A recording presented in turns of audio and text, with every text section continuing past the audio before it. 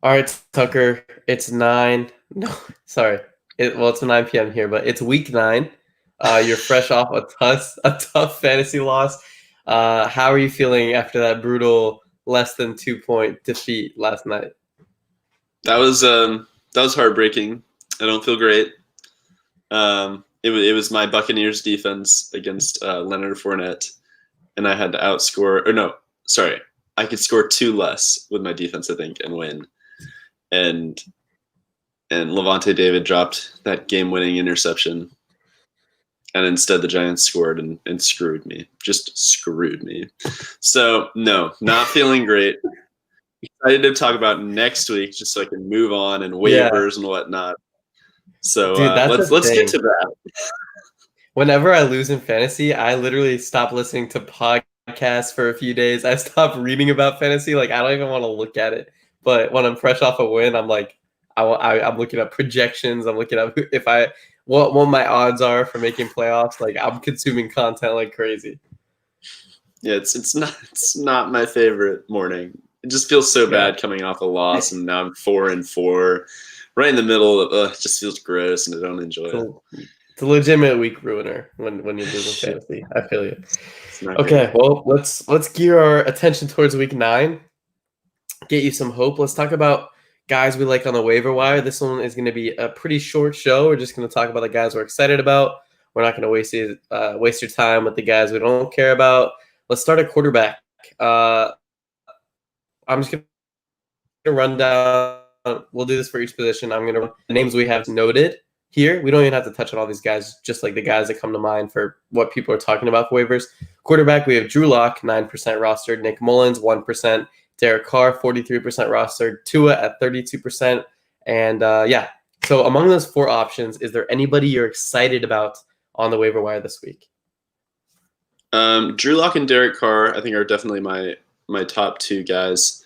They just have better matchups. I mean, they're going to be nothing but a plug and play. If say you have Herbert or not Herbert, sorry, Goff this week or Wentz this week or Joe Burrow, and those guys are on bye, you're going to want to go with. I think it'd be Drew Lock or Derek Carr. The other two, I'm not quite so excited about. Yeah, I think the guy I like is Drew Lock. Atlanta's a great matchup, and I went a little bit down the Denver Broncos rabbit hole while doing some Tim Patrick research, and I watched Drew Lock's post-game interview, and he was talking about how people were kind of surprised they came back and won this game, and he was talking about all about how the Broncos have been slept on, and now how they're just now hitting their stride with their offense because Lock was hurt earlier in the season. He said they've been through 3 different quarterbacks, and it's like and their offensive line's been shuffled up due to injuries. And he was talking about how right now they're starting to hit their stride and people are about to see what this offense is capable of. And what better opportunity to do that than Atlanta. So I actually, of these options, I think Drew Lock is the most upside just because he's still somewhat of an unknown. And the matchup is so great against Atlanta. And he's coming off a solid week. So personally, he's the one I'm into. Yeah, I agree there. I think he's kind of hitting his stride for sure. I don't know if you saw the little dance he did at the end of the game. It was like this basically. So I love it, man. uh, I honestly love. He's got so much swag to him. I love it. I thought it was like the opposite of swag. It was something else. Drew Lock is just like I love. Like I don't know. Did you ever see the video of him rapping on the sideline? No, I'm not. He was That having a sounds. great game, and he it's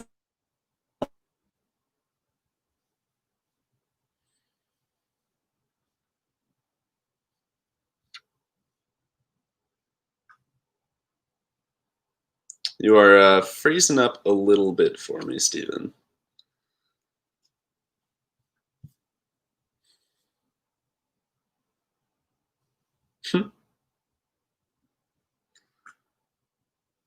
All right, Steve, can you hear me? Hello. Completely frozen. In a lovely laugh. Just so happy about Drew Lock rapping on the sidelines. And there he goes. Yes, we have the Bengals, Browns, Eagles, and Rams on bye this week. going to try and fill in those spots with some of these waivers. I don't think there are a lot of good waivers in terms of. Hey, we got him back. Sorry, Hey. where did we leave off? Where did you Talking stop being about able to Drew hear me? Lock rapping on the sideline? Yeah, he had this one point last season where he was rapping every word to this rap song, and honestly, I loved it. I was like, all right, that's my guy, low key. Anyway, sorry, what did I miss? What did you get? I was just starting. I just said Bengals, Browns, Eagles, and Rams are on bye. Trying to find guys to fill those spots. There aren't a lot of great waivers overall, in my opinion. So it's more of just finding guys to plug in replacement of those players on bye this week. But yeah, locking Carr at QB. I think that's the way to go. If you need a fill in for any of those quarterbacks, Burrow, Wentz, Goff. Hopefully you're not playing Baker. That's what I did last week, and it lost me the game. So. Yep. Ready to move on to running back? I am. Yep. All right, Tucker, tell me well, first I'll run down the names, and then I want to hear your most exciting running back ad. We have Nyheim Hines, Jordan Wilkins, Damian Harris, Gus Edwards, Troy Maine Pope, JaMychal Hasty, a couple of great names there, Cam Akers, and DJ Dallas. Who is your most exciting ad this week at running back? I guess it's Jordan Wilkins, just because of the potential opportunity. I don't think this is a great group of waiver pickups here. I'm sure you're excited about guys like, I don't know, Damian Harris, Gus Edwards or something. But I can't get along with this group of running backs. Jordan Wilkins, I just don't think he's going to be, in the end, the guy they want to lean on. And I know a lot of people are excited about him. But they drafted Jonathan Taylor early, and no, he's not getting the job done. But Jordan Wilkins is probably good for a couple weeks, and that's going to be it, really. I mean, it looks like his first potential big game after this one is going to be Baltimore.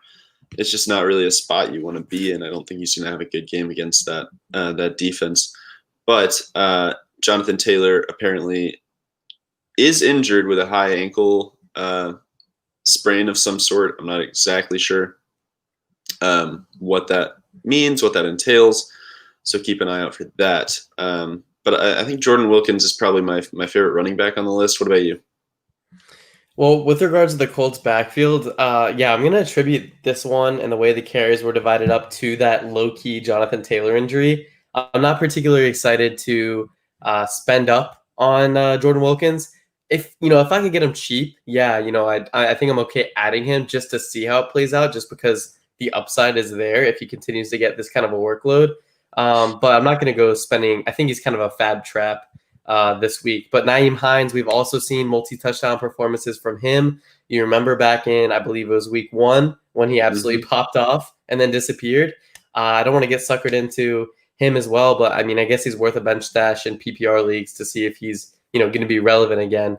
But yeah, I think Jonathan Taylor, as long as he's not seriously injured, if he's fully healthy, back this week, then yeah, I'm not really buying into Jordan Wilkins there. But my favorite ad this week, personally, is going to be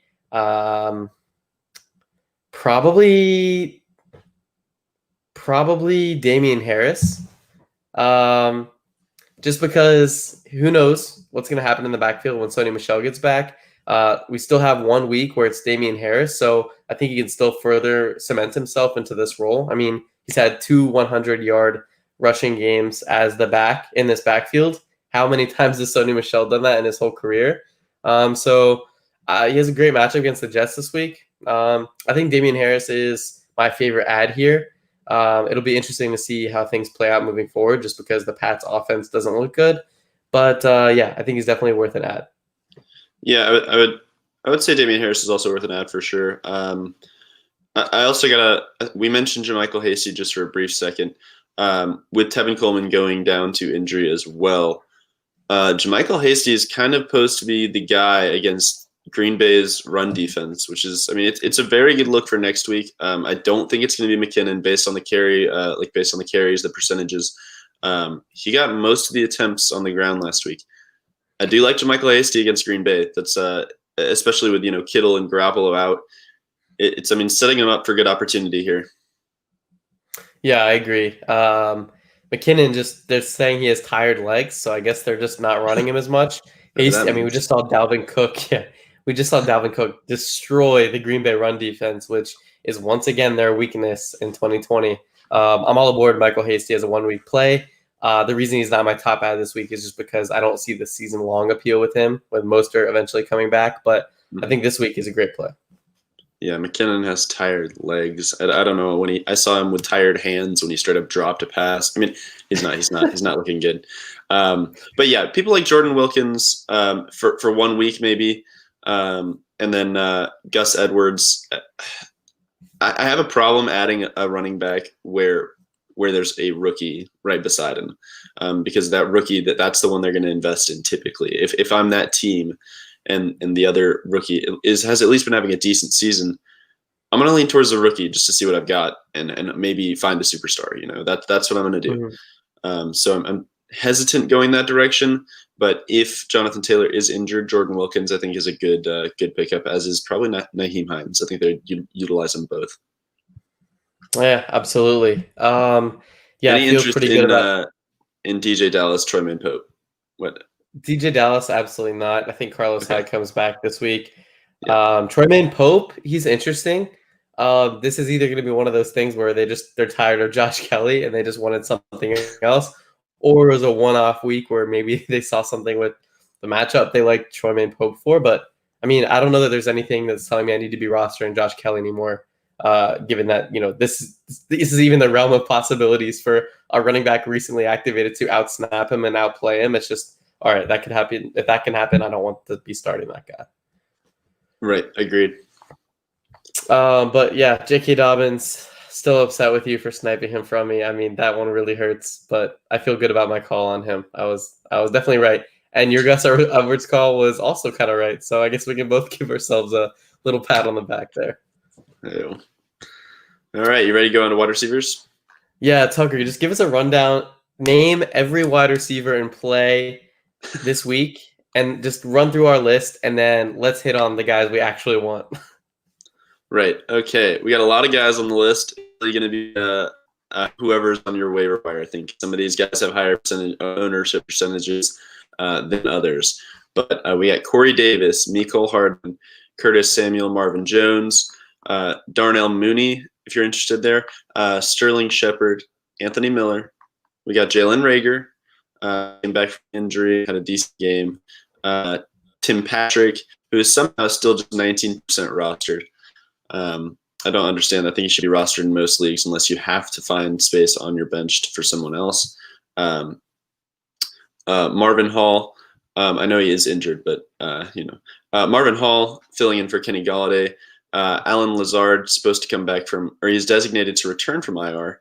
And they need another receiver desperately unless they sign someone from Houston. It'd have to be today. I think today's the trade deadline. Jacoby Myers with the Patriots, Braxton Berrios, who had 8 receptions for 34 yards or something ridiculous like that. Kendrick Bourne, I already said Darnell Mooney, Willie Snead, and Auden Tate for the Bengals. Again, big list, all guys that you don't necessarily need to pick up. They're going to be either bye-week fillers or just people you're holding on to see if they pan out. Out of this big list, who are you most interested in, Steven? There's 2 names on this list that I'm sick. I'm sick that they're as low rostered as they are. I mean, absolutely absurd that Jalen Reagor is only 25% rostered and Tim Patrick is only 19% rostered. That's crazy to me. Jalen Reagor steps in. I mean, obviously he wasn't expected to be playing this week, so I'm sure a lot of people thought he would be activated, practice, and then they get him up and running after the bye week.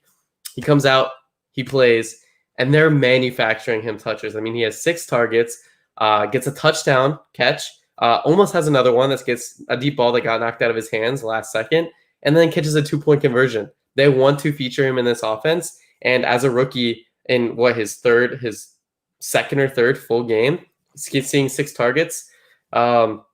Especially with Fulgham getting going now, like Reagor's not going to be, taking the top corner every time. I just love him moving forward. I think coming out of the bye, they're going to feature him even more. 25% is ridiculous. Blow some fab on him. Get Jalen Reagor on your roster while you can, given he's going into a bye week. And then Tim Patrick, who has been the wide receiver one for the Broncos, who has 200-yard games to his name and had a big game on his way before getting hurt a couple weeks ago. Almost played this week. This is when I got into the Broncos hive there, looking into the injury report. He has a better chance of suiting up this week. People are thinking he's going to suit up this week, and what a better matchup than Atlanta. I love Tim Patrick, so he and Reagor are the guys I'm going out and getting on waivers this week. How do you feel about them? Are you as excited as I am about those two guys?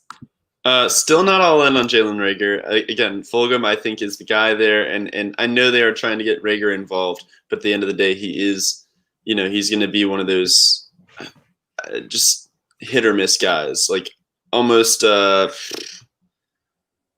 hate to say it, Curtis Samuel-y to me. I think he'll have some big games. I don't think he can be an every week start moving forward or anything like that. But I do like Tim Patrick. I think, especially given the last Broncos game and all the pass attempts that they took with Drew Lock, I think it's a good sign for a guy like Tim Patrick moving forward. The guys I'm really interested in are actually the guys that are mostly owned. You have Corey Davis, 47%.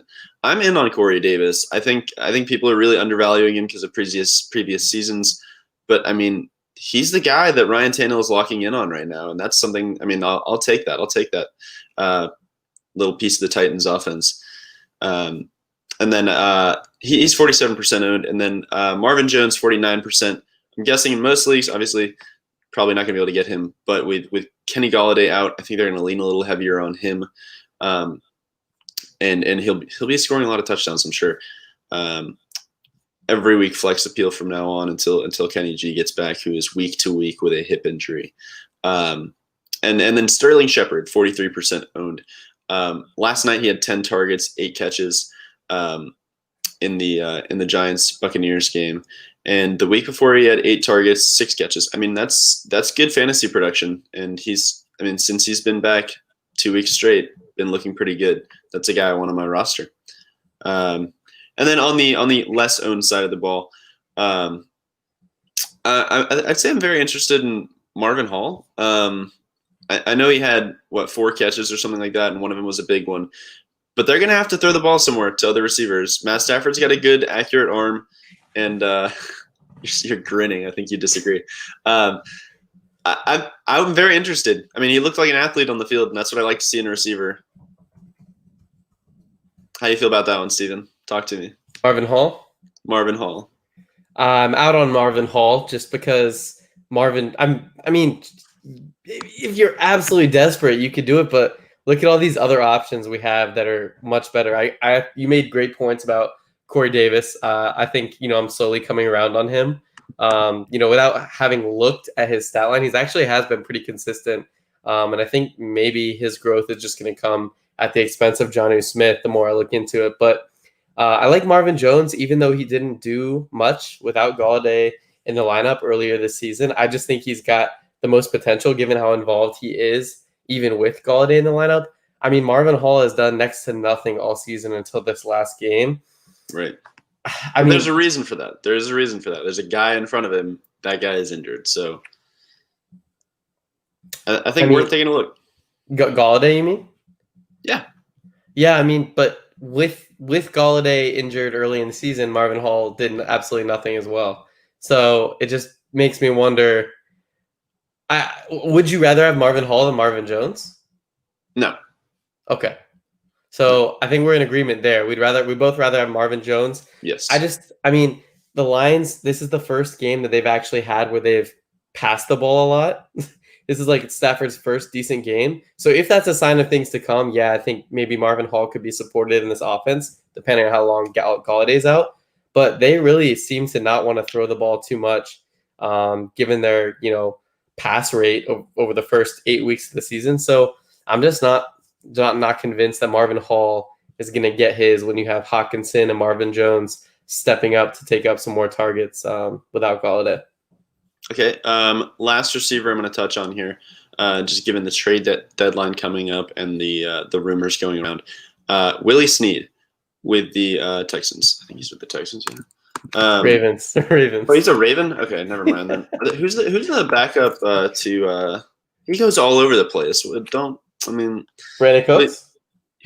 So Brandon Cooks and Will Fuller both on the table to be traded potentially. Is there anyone in the Houston Texans receiving core you might be interested if one of them gets traded? It depends who gets traded, because I've also heard Randall Cobb's name mentioned too.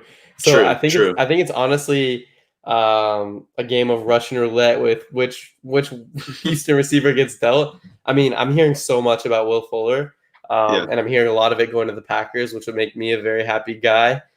So if Will Fuller were moved to, he's the guy I think is most likely to go. I mean, yeah, I have interest in Brandon Cooks and Randall Cobb, but I think Randall Cobb's probably the only guy you could go out and get on waivers right now. Right. So but I'm not speculatively adding him.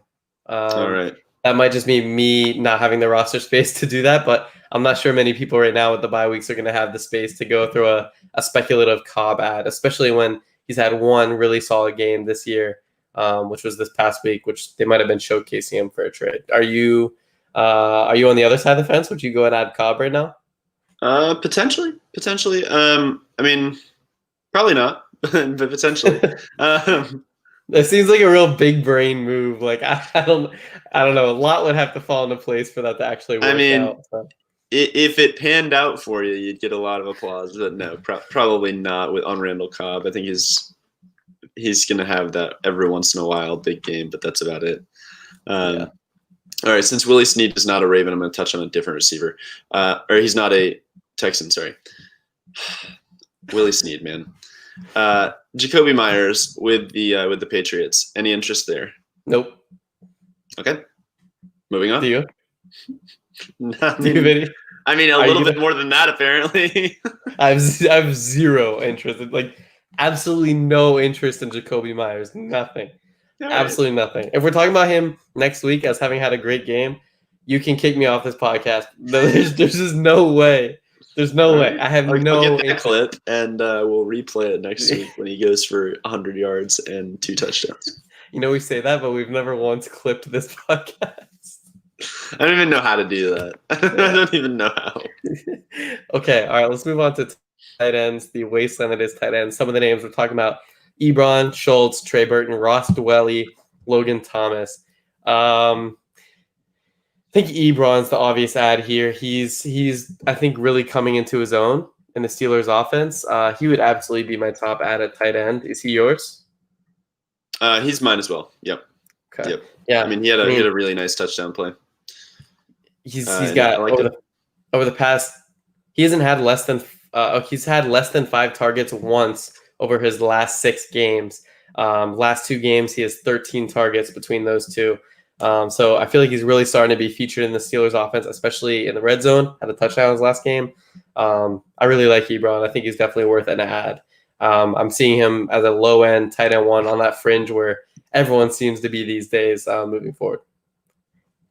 Has a great matchup against Dallas this week too. Yeah, that's the big kicker for me is him going up against Dallas. I mean most of their receivers are just going to feast on this defense, and him especially, big bodied. I think he'll get a touchdown this week for sure. And that's a tight end you want to be able to play. So what are the other tight ends you're looking at? You just gotta hope that Dallas can do any sort of keeping up to keep this game competitive. That's my biggest concern. Other names, I mean, Logan Thomas. I actually almost sneakily added him before kickoff of Monday Night Football, just because I love Logan Thomas. You know this, but he's had 2 touchdowns the last 2 games, so I think his numbers are a little spiked given those touchdowns. Otherwise, I think he has roughly 4 catches for 30-something yards, maybe 40 yards in both games, which is okay. But unless he sees an increase in targets, he's not going to be anything more than a high-end tight end 2. But that being said, I think there is a potential for increase in targets there, with only really Terry McLaurin competing with him to be the top 2 options in the passing game. Are you still completely out on Logan Thomas, or his last game, did it turn you around and sell you? No. You're so No. wrong. You're so wrong about Logan Thomas, man. He's a beast. I'm not saying he's not athletic or whatever, but for fantasy, no. I'm just not interested. Sorry. You know what I'm interested in, though? I am interested Who are you about to say? Trey Burton. We're moving on. We're not talking about Logan Thomas. No, I'm going to talk about Ross Dwelly. And potentially Jordan Reed. And potentially Jordan Reed. I was about to say that. Jordan Reed has been designated to return from IR. And if he comes back and he is healthy, yes, give me Jordan Reed. I mean, he's hardly owned in most leagues. And he's the backup to Kittle. He's going to get Kittle's production. That's something I want. I mean, give me that all day. Yeah. Whenever he comes back, Jordan Reed. Are you telling me we're going to be competing for Jordan Reed in our league together, or can you just? I have Darren Waller in our league. We're good. By the way, I want to talk after this about a trade for Waller potentially. All right, sure. Trey Burton, obviously. No. Hey, try to sway me towards this trade on video. I like this. Okay. What's your offer here, Steve? So I'm trying to buy low on Darren Waller right now. I mean, I'm going to be transparent with you. You listen to all the same stuff I do. I think he's a good buy low target. And I don't think anyone's going to sell him low, but continue. Well, I hope you might. You have nothing at quarterback. I mean, you're probably picking up Drew Lock this week. I guarantee you. I bet I just sold you on that. I was looking at one of the two, yeah. You're starting Baker Mayfield, and you have, you have just dust at running back. But honestly, I have very good running backs now. I have 7 of them, and they're all scored double-digit fantasy points, I think. So my thinking is this. You need wins now. Mm-hmm. So what can I give you for my team to give you, like, what if Tim Patrick and Jimmy Graham was offered to you? No. That would not help me at all. Jimmy Graham's the tight end 9 on the season, just so you know. Darren Waller's like the tight end 3. That's only 6 numbers away, man. A lot of points away. True. Okay, I mean, looking at my roster, what would you need? I was trying to find your team in our league, and I realized it is now above mine in the rankings. Yes, sir. Yep. The worst. I'll take Dalvin Cook. Thoughts? What if I did like Dallas Goedert and somebody?